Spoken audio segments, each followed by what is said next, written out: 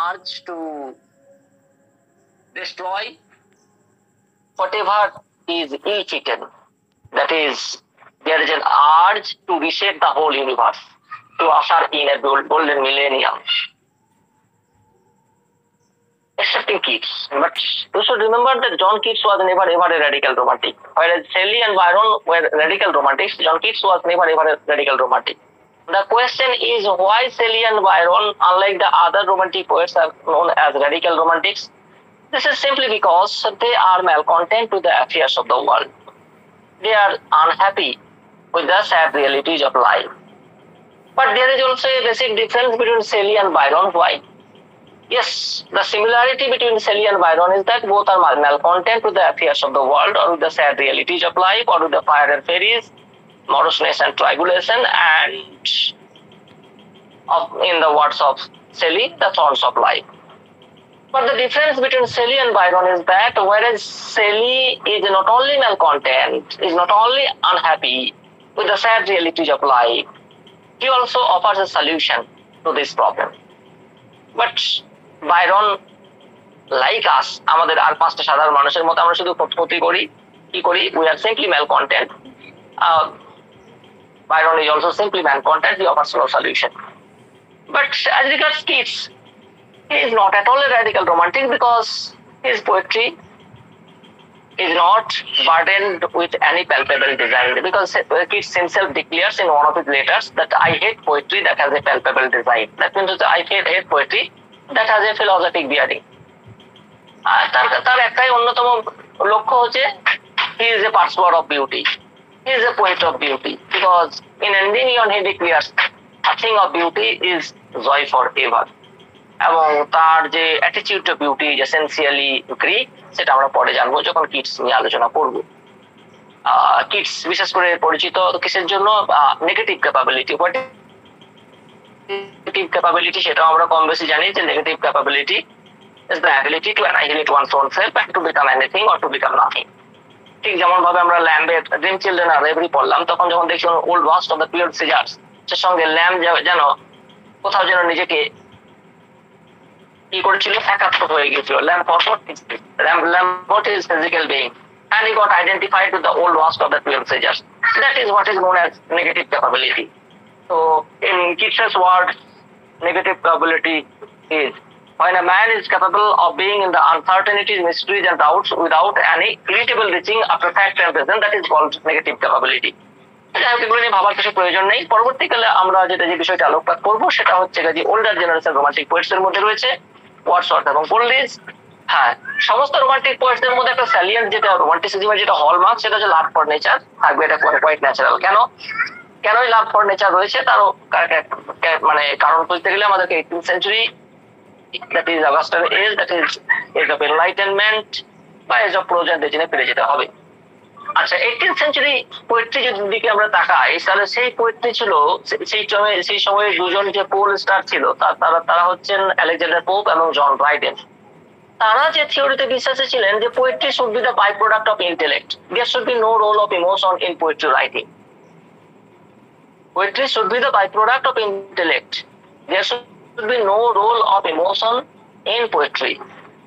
And as regards the subject matter of poetry যদি তাদের কথা বলতে চাই, স্বাভাবিকভাবে তাদের টার্গেট রিডার ছিল sophisticated urban people। স্বাভাবিকভাবে sophisticated urban people দের লাইফ বা জীবন দর্শন ইত্যাদি নিয়েই তাদের কবিতা মূলত ছিল। এবং 18th সেঞ্চুরি পোয়েট্রি মূলত খুব স্যাটিরিক একটা এলিমেন্ট ছিল। যার ফলে 18th সেঞ্চুরি পোয়েট্রি কিন্তু যেহেতু লেখা হতো পোয়েটিক ডিকশন মেনে, যেটা পরবর্তীকালে ওয়ার্ডসওয়ার্থ এটার এগেইনস্টে জিহাদ সৃষ্টি করছেন, জিহাদ ঘোষণা করছেন যে পোয়েটিক ডিকশনের এগেইনস্টে, যে পোয়েটিক ডিকশন তোমার আলেকজান্ডার পোপ এবং জন ড্রাইডেন ইউজ করছেন। পোয়েটিক ডিকশন বলতে আমরা কি বুঝি? যে use of selective bombastic words for the purpose of writing poetry. তো স্বাভাবিকভাবেই যখন বেছে বা শব্দ চয়ন করে করে কবিতা লিখবে, তখন সেই কবিতা নিশ্চয়ই কবিতার মধ্যে কোনো ইমোশন থাকবে না, ফিলিংস থাকবে না, প্যাশন থাকবে না। সেই কবিতা হবে বাই প্রোডাক্ট অফ ইন্টেলেক্ট। স্বাভাবিকভাবে সেই কবিতাকে বলা যেতে পারে ম্যাসিং প্রোডাক্ট। তো ওয়ার্ডসওয়ার্থ এবং কোলরিজ এই যে ট্রেন্ডের এগেনস্টে তারা রিভোল্ট করছে, তারা যেটা লিরিক্যাল ব্যালান্স যখন 1798 সালে পাবলিশ করছে, তারা ঘোষিত এম ডিক্লেয়ার করছে যে first of all what we have to do is to democratise poetry. কবিতাকে আমাদেরকে ডেমোক্রেটাইজ করতে হবে। তো ডেমোক্রেটাইজ করতে গেলে প্রথম যে জায়গাটাতে হাত দিতে হবে সেটা হচ্ছে এই সাবজেক্ট ম্যাটার। যে 18th সেঞ্চুরি পোয়েট্রির সাবজেক্ট ম্যাটার হচ্ছে fashionable urban people, sophisticated urban people.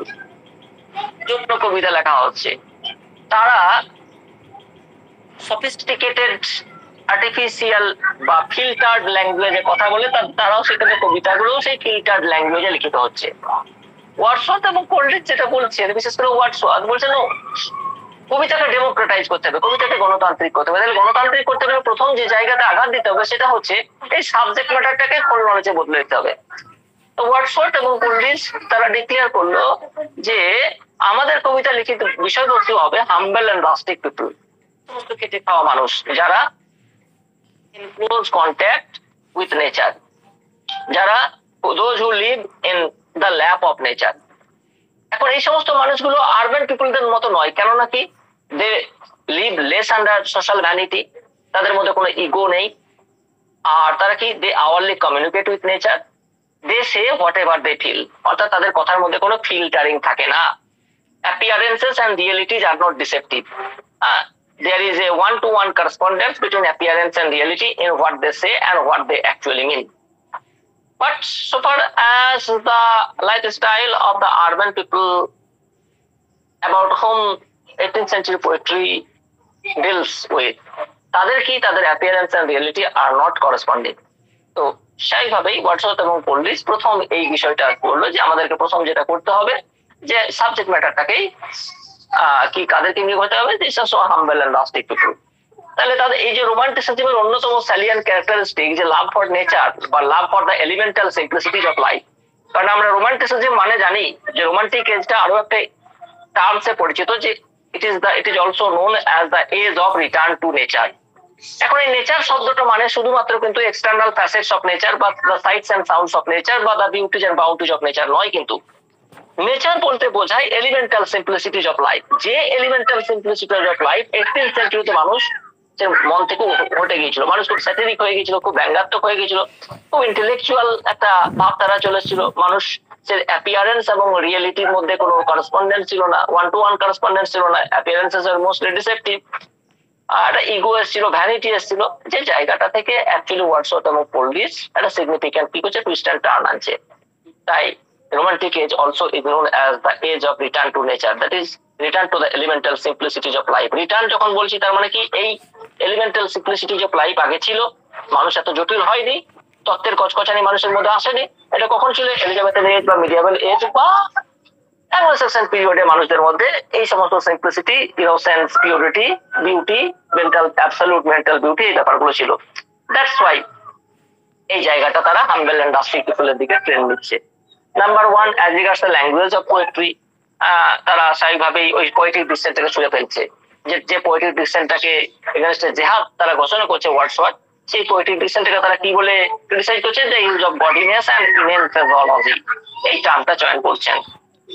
যাই হোক, তো মূলত এই দুটো বিষয়বস্তু কেন বললাম, আমরা লুসি পয়েন্টস আলোচনার সময় এটা আমাদেরকে বলতে হবে। ওয়ার্ডসওয়ার্থের একটা বিষয় আমাদেরকে মনে রাখতে হবে যে ঠিক যেমন ভাবে কিটস ইংরেজি সাহিত্যের ইতিহাসে তার নেগেটিভ ক্যাপাবিলিটির জন্য সমাদৃত বা তার কনসেপ্ট অফ বিউটির জন্য সমাদৃত, অর্থাৎ আমরা যেমন জানলাম যে ইয়াঙ্গার জেনারেশন রোমান্টিক পোয়েটসদের প্রত্যেকের যে অ্যাটিটিউড টু রোমান্টিসিজম বা অ্যাটিটিউড টু নেচার প্রত্যেকের নিজস্ব, তারা এক একজন এক এক পার্সপেক্টিভে unique. Older generation romantic poet যদি দেখি, সেখানে ওয়ার্ডসওয়ার্থ এবং কোলরিজের মধ্যেও there is a significant difference. Yes, both are lover of nature, but the fact is that whereas Wordsworth naturalizes the supernatural, যা কিছু অতি প্রাকৃতিক তাকে প্রাকৃতিক রূপে বর্ণনা করছে এবং প্রকৃতির সৌন্দর্যকে ফুটিয়ে তুলছে, Coleridge supernaturalizes the natural, প্রাকৃতিক জিনিসকে অতি প্রাকৃতিক রূপে ফুটিয়ে তুলছে। তো এটা হচ্ছে there is a basic difference। কিন্তু Wordsworth মূলত যেটা যে জন্য বিখ্যাত তার হচ্ছে থিওরি অফ প্যান্থেইজম বা হিজ ক্রিড অফ প্যান্থেইজম। এখন প্যান্থেইজম বলতে আমরা মূলত যেটুকু জেনেছি সেটুকু হইতে ফ্ল্যাট লেভেলে আমরা জেনেছি যে pantheism means believe in the presence of almighty Allah or almighty God in every leaf of nature, that is ঈশ্বর সবকিছুতে বিদ্যমান, ঈশ্বর সব জায়গায় বিদ্যমান। এই জায়গাটা আমরা প্যান্থেইজম নামে জানি। কিন্তু আমাদেরকে এটাও মনে রাখতে হবে যে প্যান্থেইজমের আরো ব্রডার পার্সপেক্টিভ হচ্ছে, সেটা হচ্ছে যে nature is alive, spiritual and sacred, এটা মনে রাখতে হবে। এবং আরেকটা জিনিস যেটা প্যান্থেইজম যেটা বলছে ওয়ার্ডসওয়ার্থের প্যান্থেইস্টিক ক্রিড, সেটা হচ্ছে human life is interconnected with the cycles of nature. Human life is interconnected with the cycles of nature. Cycles of নেচারের মধ্যে কি আছে? বার্থ আছে, গ্রোথ আছে, ডিকে আছে, ডেথ আছে। আরেকটা কি? আরেকটা হচ্ছে প্যান্থেইজমের আরেকটা বিলিফ হচ্ছে যে death is not an end, মৃত্যু মানেই শেষ নয়, but a return or dissolution into the greater harmony of nature. These are the salient highlights about pantheism. যাই হোক, আমরা আর তত্ত্বের কচকচানি বা কপচাবো না, এবার আমরা ডাইরেক্ট কবিতা অ্যানালিসিসে চলে যাব। আজকের আমাদের যে আলোচ্য বিষয় সেকেন্ডারি সেকশনে, she dwelt among the untrodden ways. She dwelt among the untrodden ways. Question is, এই যে কবিতাগুলো, 5টা কবিতা আছে, এগুলো লুসি পোয়েমস নামে পরিচিত। তো কবিতাটা পড়ার আগে আমরা জানবো যে লুসিটাকে, প্রথম এটাকে আমাদেরকে জানাতে প্রয়োজন যে হু ইজ লুসি। এ নিয়ে ক্রিটিক্সদের মধ্যে বিস্তর মতভেদ আছে। কিছু কিছু স্কলার বলছে যে এই লুসি কোনো হিস্টোরিক্যাল পার্সন বা কোনো ইন্ডিভিজুয়াল ফিগার নয়, কোনো বাস্তব জীবনের কোনো উইমেন নয়, rather it is a fictional or symbolic figure created by William Wordsworth. I repeat once again, যে একাধিক স্কলার এই মতামত ব্যক্ত করেছেন যে এই ওয়ার্ডসওয়ার্থের লুসি কোনো হিস্টোরিক্যাল ফিগার নয়, rather Lucy is a fictional or symbolic figure created by Wordsworth. যদি সিম্বলিক ফিগার হয় বা যদি ফিকশনাল কোনো ক্যারেক্টার হয়, তাহলে নিশ্চয়ই তার কথা বলতে গিয়ে ওয়ার্ডসওয়ার্থ কিছু নিশ্চয়ই রিপ্রেজেন্ট করতে চাইছেন। এই লুসির মাধ্যমে কি রিপ্রেজেন্ট করতে চাইছেন ওয়ার্ডসওয়ার্থ? নাম্বার 1 হচ্ছে, অ্যাকচুয়ালি লুসি রিপ্রেজেন্ট করছে এই সমস্ত কবিতাগুলোতে, সেটা হচ্ছে the ideal of a simple innocent life, that is country life, untouched by society. Society মানে কি আছে? Show off artificiality. সোসাইটি মানে হচ্ছে শো অফ আর্টিফিশিয়ালিটি, একটা শো অফ এর ব্যাপার আছে, যেখানে বিয়ন্ড বিং ন্যাচারাল কনসেপ্টটা যেখানে সোসাইটি চলে আসছে। তো লুসি এখানে রিপ্রেজেন্টস করছে the ideal of a simple innocent country girl untouched by society. আবার লুসি মানে সরাসরি ওয়ার্ডসওয়ার্থ নেচারকে পার্সনিফাই করছে। Lucy is equivalent to nature, এবং নেচারের সঙ্গে হিউম্যানের যদি রিলেশনশিপটা দেখি আমরা, নেচার কখনো কখনো কি হচ্ছে, তার রিপ্রেজেন্টের ম্যানিফেস্টেশনটা হিউম্যান বিংস এর মধ্যে দিয়ে আসছে, নেচারের ম্যানিফেস্টেশন যেমন এই লুসির ক্যারেক্টারের মধ্যে পাচ্ছি। আবার উইথ ডেথ এই হিউম্যান বিংসই আবার কি হয়ে যাচ্ছে, টার্ন ইনটু ন্যাচারালাইজড। তাহলে nature humanized and man naturalized are the whole and soul of this Lucy poem. That is nature gets personified through the fictional figure of Lucy. এবার এটা তো একটা আঙ্গিকে কিছু স্কলার্স বললো যে লুসি কে, তাহলে লুসি কে বললো? তো একটা হচ্ছে the ideal of a simple innocent country girl untouched by society. আরেকটা হচ্ছে কি, লুসি ইজ নেচার পার্সনিফাইড। এবার কিছু ক্রিটিক্স বলছে লুসি বলতে কে? কেউ কেউ বলছে এটা হতে পারে ওয়ার্ডসওয়ার্থের পরম বন্ধু, জীবনের সব সময়ের সঙ্গী, সে আর কেউ নয়, তার বোন Dorothy Wordsworth. Wordsworth may be referring to her. আবার কারো কারোর মতে এই লুসি হতে পারে মার্গারেট হাচিনসন, যে ছিল ওয়ার্ডসওয়ার্থের ব্যক্তিগত জীবনের খুব একজন কাছের মানুষ এবং পরিচিত মানুষ। তো Lucy may also refer to Margaret Hutchinson. আবার কিছু কিছু ক্রিটিক্স বা স্কলারসরা এই বলে তাদের মতামত ব্যক্ত করছেন যে লুসি হচ্ছে ওয়ার্ডসওয়ার্থের একটা poetic construct rather than a portrait. যদি পোয়েটিক কনস্ট্রাক্ট হয় তাহলে এই লুসি কি রিপ্রেজেন্ট করছে?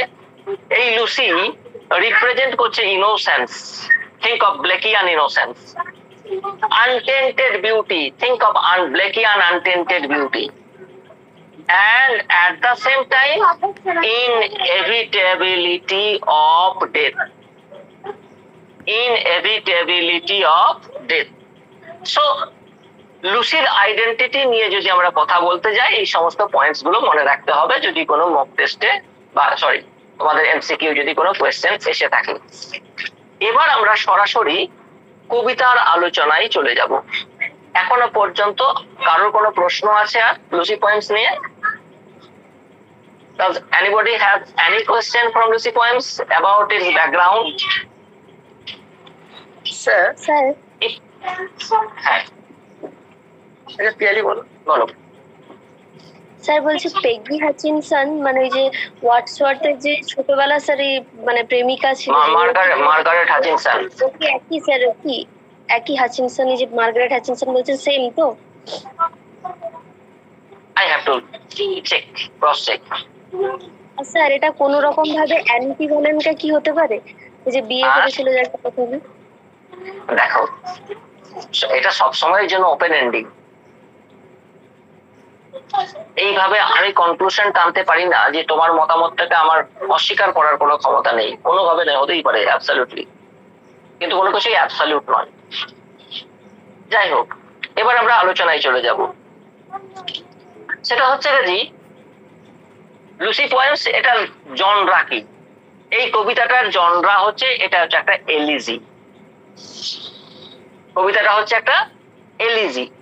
আবার at the same time it also comes under the subcategory of a ballad, subcategory of a ballad.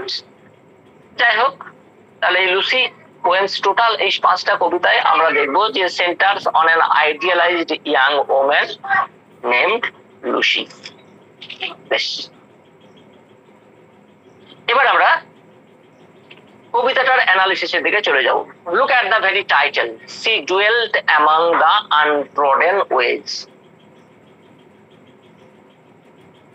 আনট্রোডেন ways বলতে কোন পথকে বোঝায়? Paths that are not marred, MARRED, by humdrum and common people. By untrodden ways we mean যে a remote way or seldom visited place. তাহলে যেখানে human habitation থাকছে না বা হিউম্যান ভেজিটেশন হচ্ছে না, সেই রকম জায়গাটা নিশ্চয়ই কি বিরাজ করবে? Absolute serenity, absolute tranquillity will be there. তাহলে a tone of quiet reverence gets echoed in the phrase the untrodden ways. She dwelt among the untrodden ways. এখানে সি অবশ্যই উইলিয়াম ওয়ার্ডসওয়ার্থের লুসির কথা বলছে। Dwelt among the untrodden wedge, দেখো কবি শব্দটা প্রয়োগ করছেন ডুয়েল্ট, লিভস বলছে না, কিন্তু সি লিভস অ্যামং দ্য, এই লিভস ব্যাপারটার সঙ্গে সঙ্গে সিভিলাইজেশনের সম্পর্ক চলে আসে, কিন্তু ডুয়েলস ব্যাপারটার মধ্যে একটা রাস্টিক নেটিভ বা এই ব্যাপারটা কিন্তু বা একটা কি বলবো ওয়াইল্ড অ্যাটমসফিয়ার গেটস ইকোড। তো the word dwelling rather than of living at the same time lends a spiritual quality to Lucy's presence. Yes, whenever Wordsworth says she dwelt among the untrodden ways, সে এমন একটা জায়গায় থাকে যে জায়গায় জনগণ যাতায়াত করে না, মানে she lives in a secluded place, far away from the man-made gadgets, far away from the man-made civilization. Yes, Wordsworth কি কলরিজ কি শেলি কি বাইরন কি হচ্ছে তোমার কিটস, প্রত্যেকে আমরা জানি এসকেপিস্ট, কারণ romanticism is characterized by escapism. The question is from where do they want to make an escape? Yes, all the romantics are fed up with the dean and bustle of the nascent civilization. All the romantics are fed up with the sad realities of life or with the thorns of life, or in Keats's words, with the weariness, the fever and the pain. That's why they tend to make an escape from this cactus land.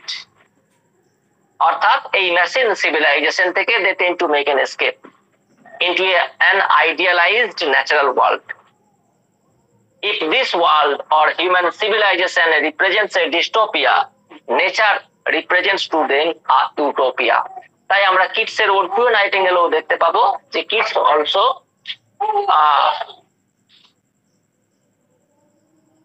সেখানে কি করছে, dystopian world থেকে utopian ওয়ার্ল্ডে, problematic world থেকে problem free ওয়ার্ল্ডে with the help of imagination সে সেখানে যাচ্ছে। তো she dwelt among the untrodden ways, Lucy কোথায় তার থাকছে?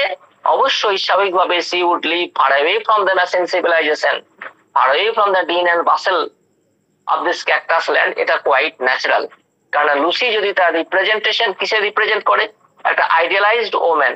ওয়ার্ডসওয়ার্থ কাকে আইডিয়ালাইজ করবে? নিশ্চয়ই আরবান সিভিলাইজেশনের এগেনস্টে, ন্যাশনাল সিভিলাইজেশনের যে এগেনস্টে, স্বাভাবিকভাবেই তার যে আইডিয়ালাইজড figure would live in close contact with nature। কারণ এর আগে সে অলরেডি লিরিক্যাল ব্যালাডসে সাবজেক্ট ম্যাটার বলে দিয়েছে যে কবিতার সাবজেক্ট ম্যাটার হবে সে কাকে, কাদেরকে নিয়ে কবিতা লিখবে, কাদেরকে আইডিয়ালাইজ করবে?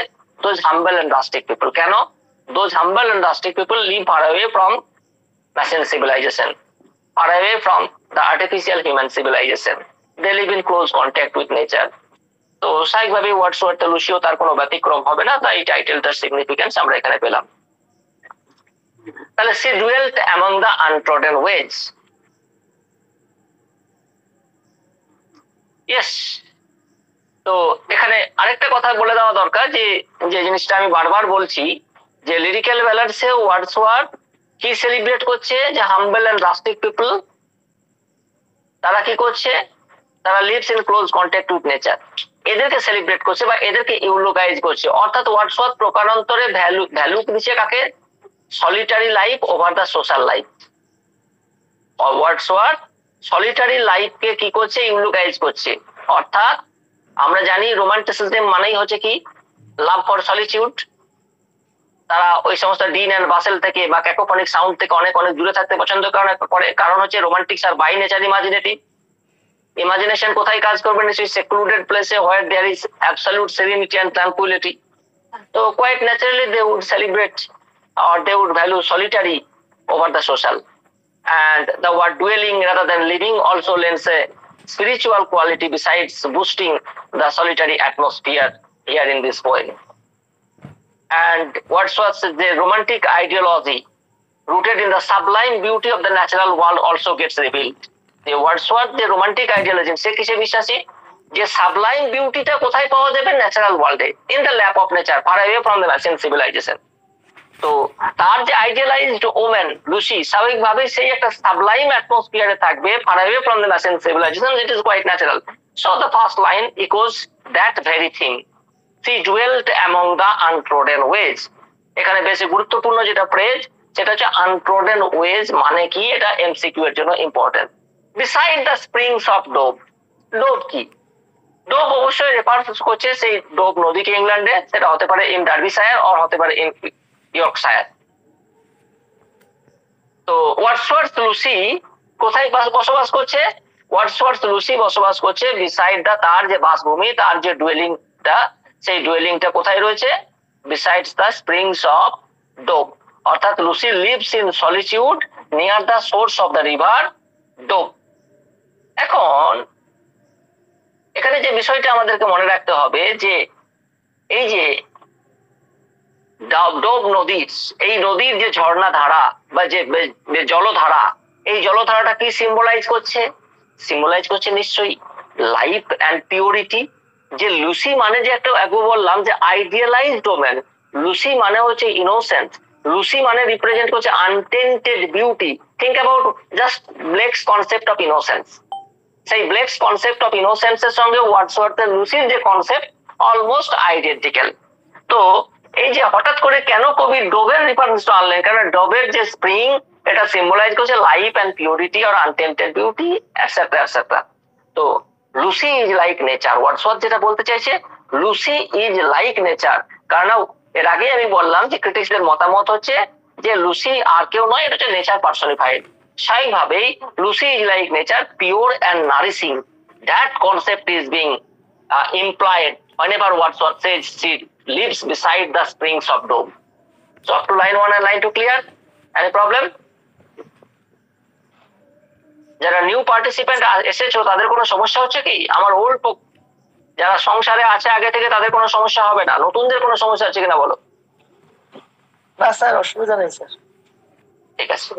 A maid whom there were none to praise and very few to love. A maid, obviously a maid here refers to Lucy.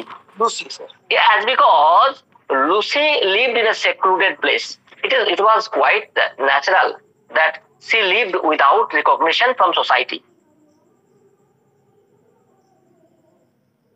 She lived without recognition from society. এখন এই কবিতাটা যদি একটা এলিজি হয়, এলিজি বলতে আমরা সঙ্গে সঙ্গে আমাদের যেটা মিল্টনের লিসিদাস থেকে শুরু করে যে সমস্ত ফেমাস এলিজি গুলো আছে সেখানে আমরা দেখতে পাবো কি যে the poet laments over the loss of a or untimely death of a royal or famous figure. কিন্তু এখানে ওয়ার্ডসওয়ার্থ কি করছে দেখো, খুব ইন্টারেস্টিং জিনিস। Wordsworth here does not lament about the loss of a royal figure or the loss of a famous figure or the loss of a gigantic figure.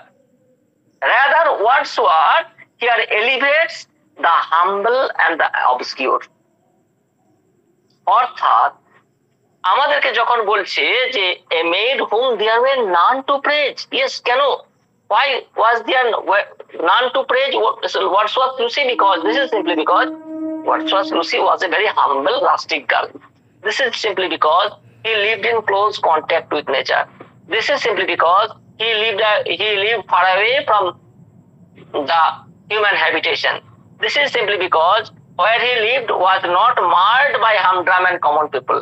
So it was quite natural that maximum people did not know the ABC about Lucy. এই যে maximum মানুষ লুসিকে চেনে না, এর মাধ্যমে কিন্তু Wordsworth criticise করছে, বিরাট বড় ক্রিটিসিজম, শার্প ক্রিটিসিজম রয়েছে। আমরা এর আগে দেখেছি ওয়ার্ডসওয়ার্থের আরেকটা কবিতা আমাদের আছে এই আমাদের পাঠ্যসূচিতে, the world is too much with us. সেখানে ওয়ার্ডসওয়ার্থ লেমেন্ট করছে ওই এর সঙ্গে এই লাইনটার সঙ্গে ওই কবিতাটার টাই আপ তোমরা এভাবে করতে পারো, the world is too much with us. That means হচ্ছে দ্য ওয়ার্ল্ড বলতে একটা materialistic world, and we have got entangled to the material pursuits of life so much so that we have lost our aesthetic sense to appreciate the beauty of nature. আমরা আস্তে আস্তে প্রকৃতি থেকে সরে গেছি। তো it is quite natural Wordsworth and Lucy কি হবে, will remain unheard, will remain unsung because peopleদের কাছে এখন এই মুহূর্তে কি the world is too much with them. তারা এখন ইংল্যান্ডে যেহেতু শিল্প বিপ্লবের সঙ্গে সঙ্গে একটা অদ্ভুত মানুষের একটা ট্রেন্ড চলে গেছে, আরবানাইজড লাইফের প্রতি একটা ঝোঁক চলেছে, একটা অ্যাডিকশন, তাই স্বাভাবিকভাবে তারা নেচার থেকে সরে যাচ্ছে। এটা ওয়ার্ডসওয়ার্থকে ব্যতীত করছে। তাহলে ওয়ার্ডসওয়ার্থ আমাদেরকে যখন এই কথা বলছেন যে a maid whom there were none to praise and very few to love, কোথাও যেন তিনি একটা স্কেদিং ক্রিটিসিজম করছেন against the then tendency of human beings, against the then mindset of the human beings. অর্থাৎ he turns our attention to the intrinsic worth or value of a seemingly ordinary life. ঠিক একটু ভাবে আমরা যদি the solitary reaper কবিতাটা পড়ি, the solitary reaper কবিতাটাতে আমরা দেখেছিলাম সেই সলিটারি রিপারে একটা বিখ্যাত লাইন আছে, দেখবে তোমরা কম বেশি সবাই জানো যে 10,000 saw I at a glance tossing their heads in a sprightly dance. এখানে হঠাৎ করে কবি কেন বললো যে 10,000 মানে 10,000 মানে পার্টিকুলার 10,000 মানে অসংখ্য ফুল আমি দেখলাম, আনকাউন্টেবল ফুল দেখলাম, তাদেরকে একসাথে দেখলাম, তারা they were tossing their heads in sprightly dance, যেন আনন্দে মাতোয়ারা হয়ে তারা কি করছে, নাচছে, জাস্ট তারা নৃত্য করছে। এখানে এটা এই যে দুটো লাইন বললো, এই দুটো লাইনের মাধ্যমে ওয়ার্ডসওয়ার্থ কিন্তু অদ্ভুত একটা হিউম্যান বিংস কে একটা স্কেদিং ক্রিটিসিজম করলো। কিরকম ক্রিটিসিজম? আজকের ভারতবর্ষের দিকে তাকালেই আমরা দেখতে পাবো এই দুদিনের আগের ছবি, সেটা হচ্ছে আমরা কি দেখলাম যে একটা দোকানে, ফলওয়ালার দোকানে সম্ভবত দলিত দুজন মানুষ অর্থাৎ লোয়ার কাস্ট হিন্দু, তারা কি চেয়েছিল? ফল কিনতে চেয়েছিল। তো সেই ফলওয়ালার ছেলেকে তারা বেটা বলে সম্বোধন করেছিল। এই বেটা বলে সম্বোধন, গুজরাটের ঘটনা, বেটা বলে সম্বোধন করার পেছনে এতে কি হলো, ওই ছেলেটি ছিল আপার ক্লাস হিন্দুর একটা ছেলে, ব্রাহ্মণ সন্তান। তাদের কাছে বড় ইগো লাগলো, তুই একজন দলিত হয়ে আমার ছেলেকে বেটা বলছিস, তার জন্য সেখানে তার কি হলো, নিধন হয়ে গেল। আমরা এরও দেখেছি সাউথ ইন্ডিয়াতে আজ থেকে 2-3 বছর আগে কি দেখলাম, এটা দেখলাম যে একই টিউবওয়েলে দলিত এবং ব্রাহ্মণরা জল খেতে পাবে না। একজন দলিত একই টিউবওয়েলে জল খাওয়ার জন্য তার হাতটাকে কেটে দেওয়া হলো। আমরা এও দেখছি আজকের ভারতবর্ষে যে কার ফ্রিজে কি মাংস রয়েছে সেটা টেস্ট হচ্ছে, এবং কে কি ব্যবসা করবে সেটার উপরে তার বাঁচার অধিকার আছে কিনা সেটা আমরা আগে টেস্ট করছি। আমরা এও দেখছি পেহেলগামে দেখলাম যে ঘটনা, যে সে হিন্দু না মুসলিম সেটা আমরা টেস্টিফিকেশন করছি। আমরা এও দেখছি ও জয় শ্রীরাম বলছে কিনা, জয় শ্রীরাম বললে তো তার বাঁচার অধিকার আছে, আর জয় শ্রীরাম না বললে তার বাঁচার অধিকার। একদম ছোট ফুটফুটে বাচ্চা, 5 বছরের বাচ্চা, সে জয় শ্রীরাম বলতে, সে কথা বলতে জানে, তাকে জয় শ্রীরাম বলতে হচ্ছে। অদ্ভুত ইন্ডিয়া। এটা শুধু ইন্ডিয়ান পার্সপেক্টিভে নয়, যদি আমেরিকান পার্সপেক্টিভে দেখি সেখানে ব্ল্যাক আমেরিকান আর হোয়াইট আমেরিকান রয়েছে। Problem, the problem is everywhere. তারা ব্ল্যাক আমেরিকান, তো তারা আফ্রিকানদেরকে মানুষই ভাবে না, সাদা চামড়ার মানুষ মনে হচ্ছে তারা শ্রেষ্ঠ জাতি। ওয়ার্ডসওয়ার্থ এই জায়গাটাতে গভীরভাবে ব্যথিত হয়েছিলেন, কেননা যে মানুষটা কবিতাকে ডেমোক্রেটাইজ করতে চাইছেন সেই মানুষটা নিশ্চয়ই view and vision of life নিশ্চয়ই মারাত্মকভাবে লিবারেল হিউম্যানিস্ট হবে। তিনি চাইবেন না নিশ্চয়ই কোনো ডিসক্রিমিনেশন বিটুইন হিউম্যান বিংস।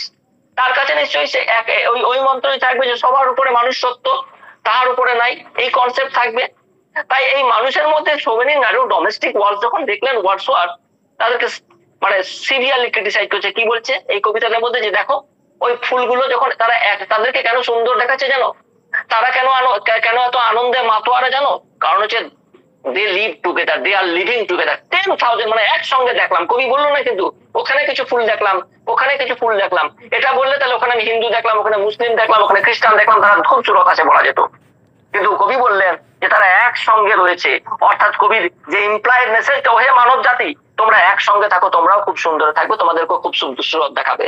কিন্তু তোমরা এই মুহূর্তে যেভাবে বাঁচছো তাতে তোমরা ক্লেম করতে পারো যে you are the most intellectual beings in the world, কিন্তু আলটিমেটলি তোমাদের অ্যাকশন বা তোমাদের অ্যাক্টিভিটি ঠিক উল্টো কথাই প্রমাণিত করছে। তো এখানেও তাই whom there were none to praise and very few to love. এই যে এখানে ওয়ার্ডসওয়ার্থ অ্যাকচুয়ালি এই যে ক্যাপিটালিজম বা কনজিউমার সোসাইটি এই সমস্ত যে পরবর্তীকালে আসছে, মাচ লেটার আসছে ক্যাপিটালিজম বা কনজিউমার সোসাইটি। ক্যাপিটালিজম কেন এলো? এই যে মানুষ যত আরবানাইজেশন হলো, আরবানাইজেশন আসার সঙ্গে সঙ্গে ক্যাপিটালিজম মারাত্মক ভাবে কি করলো, ফ্লারিশ করলো, এবং আস্তে আস্তে মানুষের মধ্যে এস্থেটিক সেন্স চলে গেল। What is aestheticism? এই প্রশ্নটা আমাকে করেছিল এসএসসিতে একবার। Aestheticism is the appreciation and enjoyment of beauty. যিনি যা কিছু সুন্দর তাকে উপভোগ করতে পারেন এবং প্রশংসা করতে পারেন তাকে আমরা এস্থেটিক পার্সন বলবো, এটা খুব স্বাভাবিক। কিন্তু আমাদের কাছে আজ the world is too much with আস, আমাদের কাছে দুনিয়া এত বেশি আসক্তির জায়গা হয়ে গেছে যার ফলে যা কিছু সুন্দর আমরা প্রশংসা করতে পারি না। ওই যে বাদাম কাকুর যে গানটা অদ্ভুত ভাবে আজকের যুগের মাইন্ডসেটকে রিপ্রেজেন্ট করছে, যে হাতে চুরি পায়ে বালা থাকে যদি সিটি গোল্ডের চেন দিয়ে যাবেন। এই যে চুরি বালা ইত্যাদি ইত্যাদি সমস্ত ম্যাটেরিয়ালিস্টিক প্লেজারে আমরা ডুবে গেছি। স্বাভাবিকভাবে আমাদেরকে নেচারকে অ্যাপ্রিসিয়েট করার একমাত্র এক বিন্দু সময় নেই। নেচার আমাদেরকে অ্যাপিল করে না, কবি কোথাও ব্যতীত হচ্ছেন এই জায়গাতে। যে প্রিস্টাইন ইনোসেন্স মানুষের যে নেভ সিম্পলিসিটি, সেগুলো আস্তে আস্তে হটে যাচ্ছে। আর এই নেভ সিম্পলিসিটি হটে গেছে বলেই তো আজকে কনজিউমার সোসাইটি কোন জায়গায় গেছে। আজকে আমি যদি হঠাৎ করে এই পড়াতে পড়াতে মারা যাই, যদি লাইভ ক্লাস হয়, তোমরা কি করবে? তোমরা বলতে 99% মাইন্ডসেট হচ্ছে তোমরা সঙ্গে সঙ্গে সেটাকে ইউটিউবে লাইভ স্ট্রিমিং করবে, সেটা ভিউ নেবে, সেটা সাবস্ক্রাইব নেবে, একটা মৃত্যুর বিনিময়ে তোমরা ইনকাম করবে। উচিত কি ছিল? তাকে সঙ্গে সঙ্গে হসপিটালাইজ করা, তাকে সিম্প্যাথাইজ করা, তাকে ট্রিটমেন্ট করা। কিন্তু আজকে রাস্তায় অ্যাক্সিডেন্ট হলে আমরা কি দেখি? তাকে ট্রিটমেন্ট করা, শুশ্রূষা করা তো দূরের কথা, সঙ্গে সঙ্গে ইউটিউবে লাইভ স্ট্রিমিং হলো এবং হ্যালো বন্ধুরা, হাই বন্ধুরা, এখানে আপনারা দেখতে পাচ্ছেন এখানে একটা অ্যাক্সিডেন্ট হয়েছে। এটা অ্যাকচুয়ালি তাদের প্রিন্সিপাল উদ্দেশ্য হচ্ছে মানি কামানো, consumer society, the buying and selling, সমস্ত কিছু বাই এন্ড সেল হচ্ছে। আগে আমাদেরকে কি হতো যে নগ্নতা দেখতে গেলে ট্রিপল এক্সে যেতে হতো, এখন নগ্নতা দেখার জন্য আমাদেরকে ট্রিপল এক্সে দেখতে হয় না। হিউম্যান বডি এখন আজকে কি হয়েছে? কমোডিফিকেশন হয়ে গেছে, কমোডিটি হিসেবে বিক্রি হচ্ছে ফেসবুক রিলসে। এর থেকে যন্ত্রণা আর কি হতে পারে? তো ওয়ার্ডসওয়ার্থ কেনই কথা বলবে না যে a maid whom there were none to praise and very few to love? কেন ফিউ টু লাভ? কারণ ভেরি ফিউ টু লাভ কারণ হচ্ছে কম সাধারণ মানুষ, ম্যাক্সিমাম মানুষ এখন কি তাদের কাছে the world is too much with them. Quite naturally, nature does not appeal to them. Quite naturally, they do not have any time to pay visit to the world of nature, to the pristine beauty of nature. And but Wordsworth Lucy lives in the lap of nature. So that is all about line 3 and 4. Oh, line 3, 4 clear? Sarabuddin? Is it clear? Everybody, প্রত্যেকে একটু feedback দিলে ভালো হয়। জি sir, yes খুব বেশি মাঠ বকে দিচ্ছি মনে হচ্ছে। Sir, we are close two materialistic world. একদম একদম। কারো কোনো সমস্যা হচ্ছে? ওকে। Violet by a moss. Okay. A violet by a mossy stone, half hidden from the eye. আমি 2 মিনিট বিরতি নিচ্ছি, একটু জল খাবো।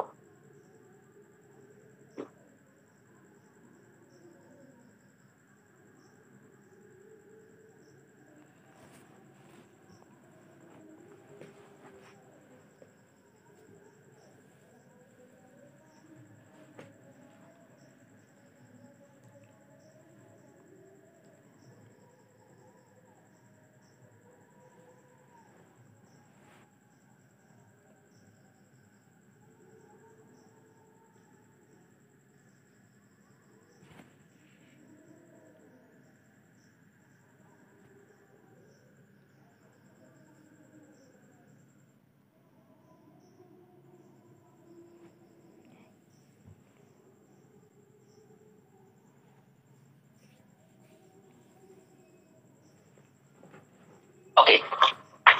A violet by a mossy stone, half hidden from the eye. আবার একটা তুলনা আমরা পেয়ে গেলাম। For the first time, Wordsworth এখানে লুসিকে আমাদেরকে তুলে ধরার জন্য তাই একটা তুলনা করলেন। কোয়েশ্চেন করতে পারে যে she dwelt among the untrodden ways, Wordsworth লুসিকে কিসের এবং কিসের সঙ্গে তুলনা করছেন? Very important question. দুখানা জিনিসের সঙ্গে তুলনা করছেন, একটা হচ্ছে ভায়োলেট বাই মসি স্টোন, আর একটা হচ্ছে star, single star in the sky. এই দুটি জিনিসের সঙ্গে তুলনা করছেন। এখন ভায়োলেট কি? এখানে ভায়োলেট বলতে একটা বোঝানো হচ্ছে ছোট্ট ফুল। ওয়ার্ডসওয়ার্থ এখানে কম্পেয়ার করছে লুসিকে, কম্পেয়ার্স উইথ এ ভায়োলেট। ভায়োলেটটা কোথায় থাকছে? মসি স্টোন। এই ভায়োলেট কি আমরা জানি, ভায়োলেট হচ্ছে একটা beautiful flower, it is small and easy to overlook. ছোট্ট ছোট্ট ফুল। আমরা ওই যে একটু যে আমরা দেখিতে গিয়েছি পর্বত সিন্ধু ইত্যাদি ইত্যাদি, কিন্তু আমরা ঘর হতে 2 পা মেলিয়া দেখা হয়নি একটি ধানের উপরে একটি শেষের বিন্দু। তো আমরা এই ছোট ছোট বিউটিকে কিন্তু আমরা খুব ওভারলুক করি, কিন্তু আবার এই যে নেচারের বিউটিকে, কত সুন্দর সুন্দর বিউটি, মানে কুইন্টেসেন্সিয়াল যে বিউটি সেটাকে আমরা দেখতে পাই না, কিন্তু কিন্তু আমাদের সামনে যদি 5 ভরি সোনার থেকে যায়, দুর্দান্ত করে আমরা সেটাকে দারুণ ভাবে দেখবো। অর্থাৎ আমাদের অ্যাটিটিউড টু লাইফটাই হয়ে গেছে ম্যাটেরিয়ালিস্টিক। তাই ভাবে লুসি, ওয়ার্ডসওয়ার্থের লুসি কি হবে? ভেরি ফিউ টু লাভ, অর্থাৎ she would live unknown among the leaves of nature. The implicationটা কি হচ্ছে যে ওয়ার্ডসওয়ার্থের এই যে Lucy's value, it was not widely recognized. কেন ওয়াইডলি রিকগনাইজড হয়নি? কারণ হচ্ছে মানুষের অ্যাটিটিউড টু লাইফে চেঞ্জ হয়ে গেছে। কিন্তু ওয়ার্ডসওয়ার্থ বলতে চাইছে যে ভেরি ফিউ টু লাভ। হতে পারে ওয়ার্ডসওয়ার্থের লুসি কারো কাছে সমাদৃত হয়নি, কিন্তু ওয়ার্ডসওয়ার্থের কাছে লুসি মানে হচ্ছে the whole world. To him, Lucy means everything. To him, Lucy means the whole world, the whole universe. Yes, he is a romantic to the core. He is a worshipper of nature. It is quite natural. See, he does not have any materialistic craze or materialistic hankering, and it is quite natural that Wordsworth Lucy would mean the world to him, the universe to him, or everything to him. A violet by a mossy stone. Yes. So, violet কি? It is beautiful to look at, but very small and easy to overlook. যতই সুন্দর হোক না কেন, এত ছোট্ট একটা সৃষ্টি ঈশ্বরের, স্বাভাবিকভাবে আমাদের নজর এড়িয়ে যায়। আবার মসি স্টোন, যে স্টোনের উপরে শৈবাল জমে গেছে, সেটা সাজেস্ট করছে কি? সাজেস্ট করছে নিশ্চয়ই টাইমলেসনেস, সাজেস্ট করছে নিশ্চয়ই সেই untrodden ways, paths not visited by common people, suggest করছে কি? অবসকিউরিটি। তো এই যে ওয়ার্ডসওয়ার্থের লুসিকে পরে যাচ্ছি, আমাকে একটু বলতে দাও, কারণ টাইমটা শেষ হয়ে যাচ্ছে। ওয়ার্ডসওয়ার্থের কম্পেয়ার করছে লুসিকে কিসের সঙ্গে? Violet by mossy stone. তাহলে কম্পারিজনটা কি ইমপ্লাই করছে? Violet by mossy stone. Mossy stone মানে কি? সেটাও নিশ্চয়ই আনভিজিটেড প্লেস, সেটাও নিশ্চয়ই সেই পাথগুলো হচ্ছে আনট্রোডেন। সেই আনট্রোডেন একটা অ্যাটমসফিয়ারে একটা ছোট্ট ফুলের সঙ্গে লুসিকে তুলনা করছে, তার মানে কোথাও যেন ইমপ্লাই করছে কি? That Lucy lived a life of isolation. ঠিক যেমন ভাবে half hidden from the I, half hidden from the I বলতে কি বলতে চাইছে? বেশিরভাগ মানুষ এই ভায়োলেটকে প্রশংসাই করলো না বা ভায়োলেটের বিউটিটাকে ডিসকভারি করতে পারলো না। ঠিক অনুরূপ ভাবে যেহেতু এই মুহূর্তে ইংল্যান্ড বা বিশ্ববাসী কি যে ম্যাটেরিয়ালিস্টিক ওয়ার্ল্ডে তারা আসক্ত হয়ে গেছে, যার ফলে কাছে তাদের এই যে idealized version of nature in the manifestation of Lucy ও তাদের কাছে কি হচ্ছে?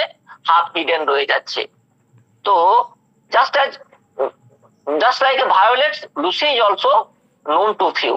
Her virtue and beauty would only reveal themselves under close attention. তো প্রকৃতির এই যে ছোট্ট ছোট্ট যে কুইন্টেসেন্সিয়াল বিউটিকে আমরা তখনই এক্সপ্লোর করতে পারবো, তখনই অ্যাপ্রিসিয়েট করতে পারবো যদি আমরা আমাদের এস্থেটিক সেন্সটাকে আমরা সেটাকে ক্লোজলি অবজার্ভ করি, আদারওয়াইজ ওভারলুকড হয়ে যাবে। তো এই কথা যখন বলছে প্রকারান্তরে অ্যাকচুয়ালি ওয়ার্ডসওয়ার্থ তার এই যে আইডিয়ালাইজড ভার্সন অফ নেচারের প্রতি তার ভালোবাসায় প্রকাশ করছে। তো স্বাভাবিকভাবেই লুসির beauty like violet, Wordsworth seems to say is delicate, it is a delicate beauty, it is a hidden beauty. এবং আমরা জানি, এটা তো জানি যে রোমান্টিক পোয়েটসদের একটা কমন টেন্ডেন্সি হচ্ছে, সেটা হচ্ছে ফেমিনাইন গ্রেস বা ডেলিকেট বিউটি, এই সমস্ত জিনিসগুলোকে ফুটিয়ে তোলার জন্য তারা ফ্লাওয়ারের কম্পারিজনটা বা অ্যানালজিটা নিয়ে আসে। Next, a violet by a mossy stone half hidden from the eye, half hidden from the eye, এটা মানে কি? এটা একই কথা, ওই যে একই কথা, কবিতা একটা থিমের উপরে ঘুরে, তো স্বাভাবিকভাবে এখানেও সে একই কথা বলছে যে Lucy lives a secluded life amidst the lap of nature, so it is quite natural that she would hardly be seen by the common people, so she remains half hidden from the eye. Half কেন বলছে, fully hidden কেন নয়? কারণ public like Wordsworth আর appreciating them. ওয়ার্ডসওয়ার্থের মতো যারা nature লাভার বা worshipper of nature বা যারা romantic to the core, hardcore romantic, তারা অ্যাপ্রিসিয়েট করবে। That's why it is half hidden, it is not fully hidden.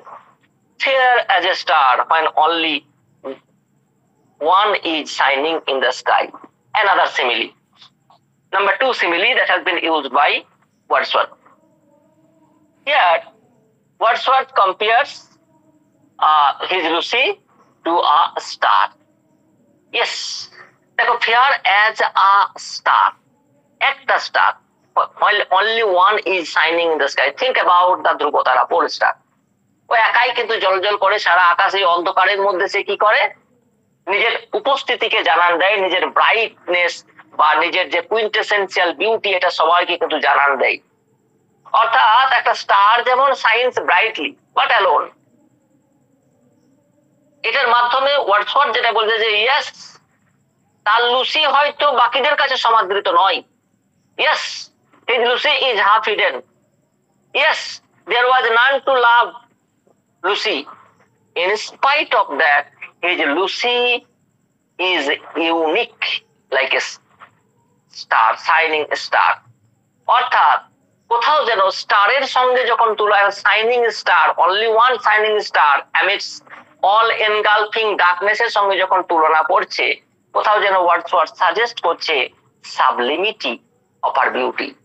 ঠিক যেমন ভাবে স্টার সাজেস্ট করছে সাবলিমিটি এন্ড ইটারনিটি কে সাজেস্ট করে, অনুরূপ ভাবে লুসির যে বিউটিটা, যেটা সাবলাইম বিউটি, অর্থাৎ ওয়ান্স এগেইন ওয়ার্ডসওয়ার্থ কিন্তু যে আমরা যে সৌন্দর্যের পেছনে ছুটছি, ম্যাটেরিয়ালিস্টিক সৌন্দর্য, সেটাকে তিনি কি করছেন? তিরস্কার করছেন। তো fair as a star while only one is shining in the sky, when only one, মানে ওয়ার্ডসওয়ার্থের একটা প্রকারান্তরে বিলাপও বলা যেতে পারে যে আজকে মানুষের এই যে নেচার ওয়ার্শিপার বা এই যে এসেন্স অফ বিউটি বা এসেন্স অফ কি বলবো পিউরিটি, আনটেন্টেড বিউটি বা ভার্চু, এগুলো very rarest, just like a single star. তো hints at Wordsworth obviously here hints at transcendence. Transcendence কি? যে Lucy's beauty and presence go beyond earthly recognition. Yes, she may not get earthly recognition, কিন্তু তার বিউটিটা হচ্ছে এতটাই Sublime beauty, এতটাই transcendental beauty, nature of beauty of nature এতটাই Sublime এবং transcendental যে ইট গো বিয়ন্ড আর্থলি রিকগনিশন। তাহলে এখানে কি হলো, এখানে যেটা করলো যে ওয়ার্ডসওয়ার্থ তুলনা করলো লুসিকে একটা শাইনিং স্টারের সঙ্গে। স্বাভাবিকভাবেই এই তুলনার মাধ্যমে ওয়ার্ডসওয়ার্থ যেটা ফুটিয়ে তুলতে চাইলো যে তার যে সেক্লুডেড লাইফ, অর্থাৎ ক্রিটিক্সরা এটাও বলে থাকছে যে এখানে হয়তো একটা অ্যালিউশন রয়েছে টু দ্য গডেস ভেনাস। ক্রিটিক্সরা কি বলছে যে এই লাইনটাতে হয়তো একটা allusion to the goddess Venus. Goddess Venus কি রিপ্রেজেন্ট করছে? বিউটি অ্যান্ড লাভকে। অর্থাৎ এর মাধ্যমে লুসিরও যে মডেস্ট বিউটি বা মিস্টেরিয়াসনেস বা consistent shining despite having no audience, এইটাকে কোথাও যেন প্রকারান্তরে সিগনিফাই করছে। কিন্তু এই ইন্টারপ্রিটেশনটা অনেকটাই কি বলবো খুব লাইট, খুব মানে ground com. Next, she lived unknown and few could know when Lucy ceased to be. She lived unknown. Yes, once again Wordsworth himself to Lucy's solitary life. Yes, she lived unknown and few could know when Lucy ceased to be.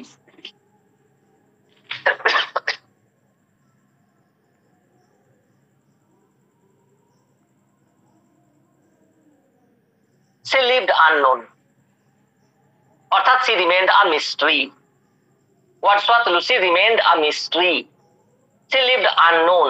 জনগণ বা বিশ্ববাসী তাকে জানতেই পারলো না। এখানে কোথাও এই কথাটা বলার সঙ্গে সঙ্গে there is, আমরা এটা কি বলতে পারি না যে there is a quiet criticism of society's failure to recognize simple profound beauty and virtue.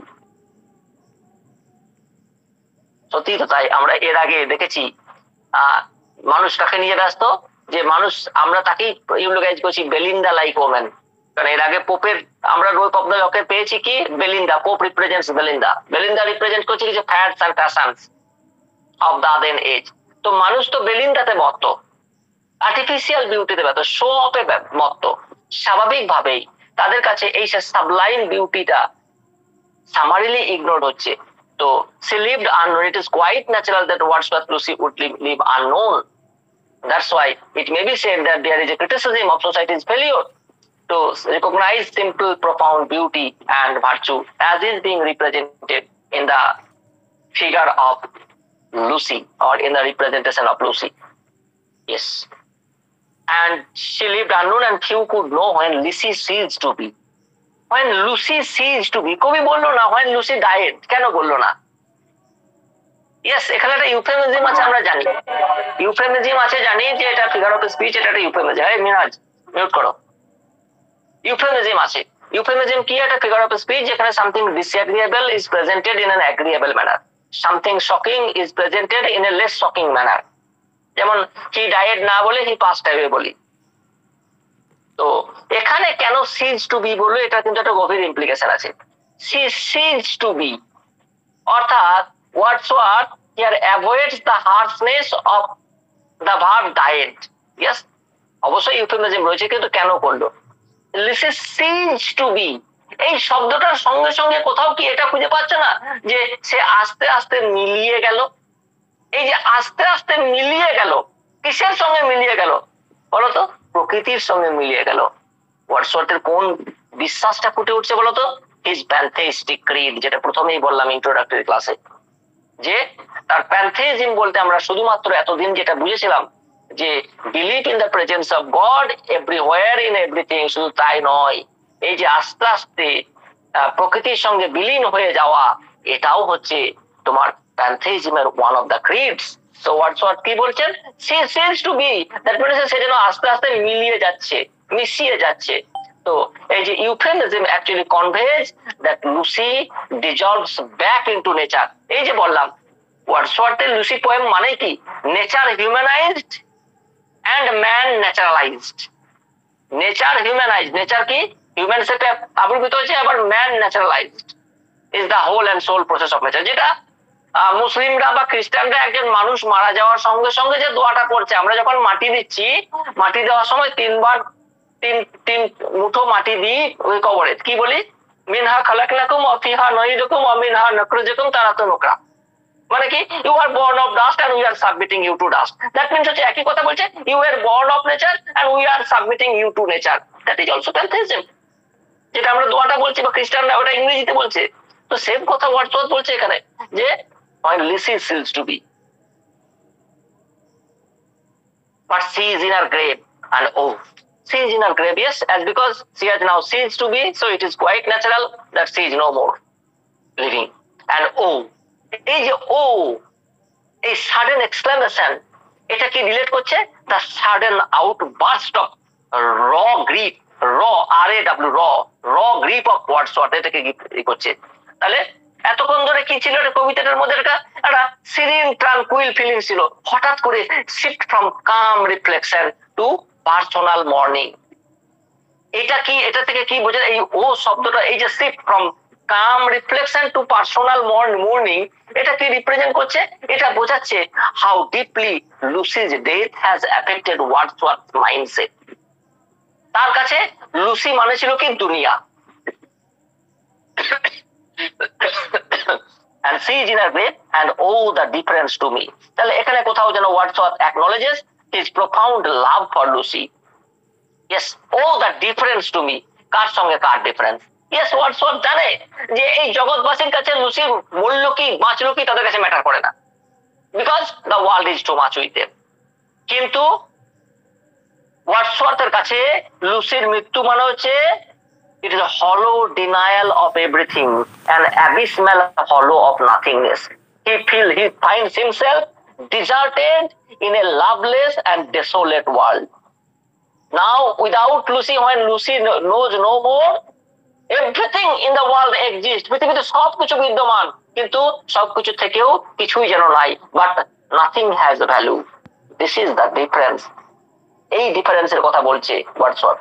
আশা করছি কবিতাটা ক্লিয়ার করতে পেরেছি। কারো কোনো সমস্যা আছে?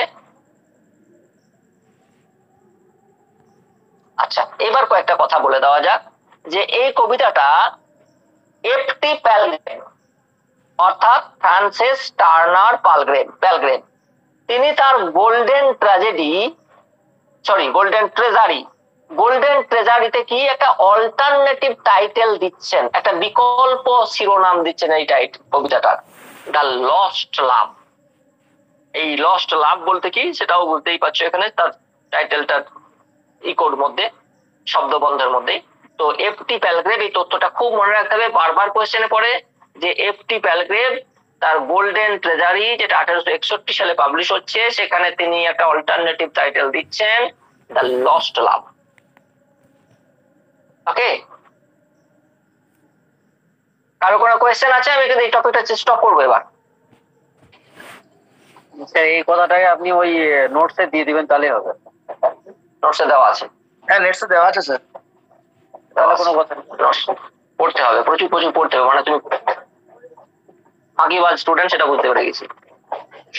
আচ্ছা ঠিক আছে, ওকে বেশ, এখান থেকে কোনো কোয়েশ্চেন আটকাবে না দেখবে। ওকে চলো, নেক্সট হচ্ছে এদিকে কতটা পড়িয়েছিলাম, আর 10 মিনিট নিতে পারবো তোমাদের কাছে? জি স্যার। এখানে অনেক বাচ্চার মা আছে না, তোমরা বললে হবে না, কোনো মেল ভয়েস আমি অ্যালাউ করবো না, তুমি ফিমেল ভয়েসকে আমি জানতে চাইছি। জি জি, ফিমেল, তাদের সংসার আছে। Sir you may proceed. No, আমি মেল ভয়েসকে এন্টারটেইন করছি না। ও আচ্ছা আচ্ছা, আমার মনে হয় ট্রাভেল হবে, সব ছোট ছোট বাচ্চা আছে। ঠিক আছে, আমরা কালকে তো কারোর স্কুল নেই, যারা চাকরিজীবী আছেন? না, ছুটি স্যার, বাড়ি ফিরছে আজকে। স্যার আমার কলেজ আছে। তোমাকে ড্রিম চিলড্রেন পড়তে হবে না, ড্রিম চিলড্রেন পড়াবো, আরো একটা টপিক পড়াবো, আরেকটা টপিক কিছু পড়াবো। এখন কি পড়াবো আমি ভাবিনি, সেটা আমাকে পড়তে হবে, কারণ আমি কি পড়াবো তা তো পড়িনি এখন। টাইমটা বলুন। 9টা। টাইমটা সকালবেলা স্যার? সকালবেলায় 9টা। তাহলে উত্তরবঙ্গ 9টা, 9:30 স্যার, 9:30। উত্তরবঙ্গ স্যার রাত 12টা হবে, বাড়ি 1টা 2টো বাজে বাড়ি।